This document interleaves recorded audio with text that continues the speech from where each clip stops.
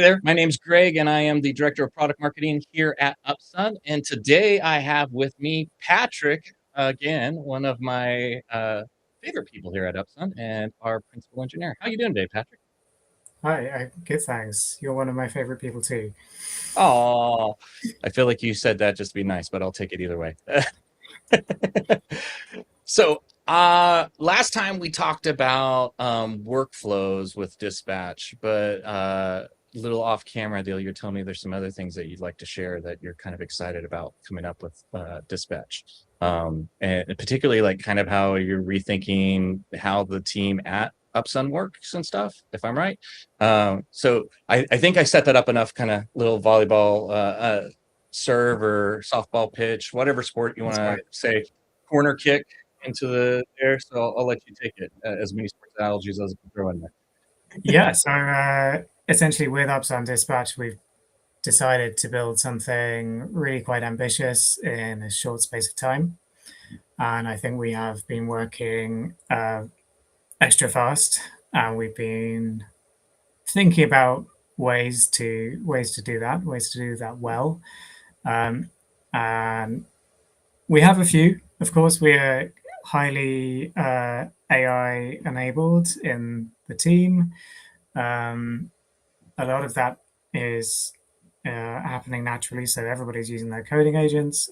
We have our review agent running. We're also working all in the same monorepo, and we are sharing all of our documentation together in the entire team. So that's come from marketing and product and engineering all together. Our documentation includes planning the work and planning the long-term vision and all of that. So as well as the team all having access to the same things and the same vocabulary, all the agents also have access to those docs. The agents and the whole team have access to the back end, the front end, and all the infrastructure code that's around that, as well as even the Terraform config for building the infrastructure. Um, and I do find it works. What I've been trying to work on is making, all our CI very efficient, just to get out of the way and help us just constantly review and merge PRs. Yeah. Yeah, it's been, at least from my side, cool because like I've been part of Upsun for almost 5 years now, prior to this part of tech companies and stuff like that. And it's interesting. Building Dispatch has broken down a lot of silos in the company, in the sense of like all of us almost working at breakneck speed all together at the same time.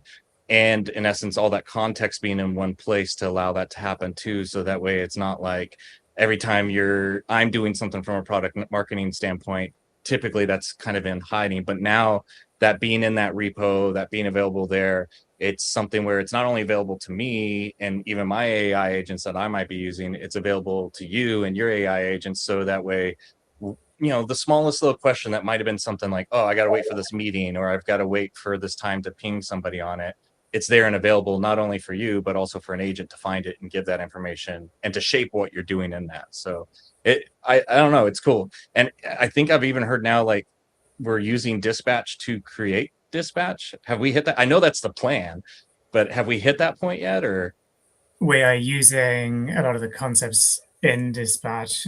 So we're sharing, like, we have a review agent that shares review prompts and code and structures and ideas with Dispatch's review agent.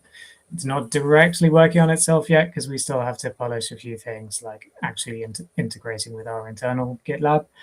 Um, but that's the dream, definitely. I think the way to develop a product properly is eating your own dog food, right? yep. So, um, but I yeah, know we try to joke here that we drink our own champagne because it's so right, nice, but yeah, the dog fooding thing everybody understands. yeah.